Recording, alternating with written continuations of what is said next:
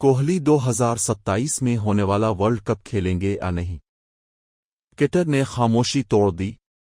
بھارتی cricket team کے سابق کپتان وراٹ کوہلی نے آخر کار بین الاقوامی کرکٹ میں اپنے مستقبل اور 2027 ون ڈے ورلڈ کپ کھیلنے کے بارے میں خاموشی توڑ دی۔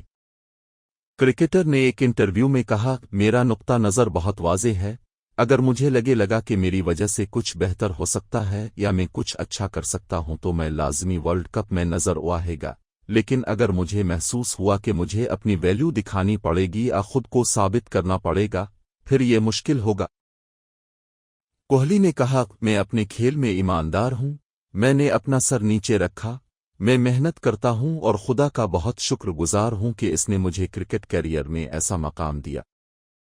انہوں نے کہا، اگر آپ چاہتے ہیں کہ میں ون ڈے میچ میں 40 اوورز کے لیے باؤنڈری سے باؤنڈری رن کروں، میں یہ بغیر کسی شکایت کے کروں گا۔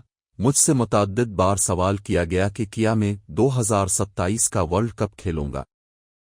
کرکٹر نے کہا، کوئی اپنا گھر اپنا جنون کیسے چھوڑ سکتا ہے؟ بھارت کے لیے ورلڈ کپ کھیلنا میرے لیے ہمیشہ اعزاز رہا ہے۔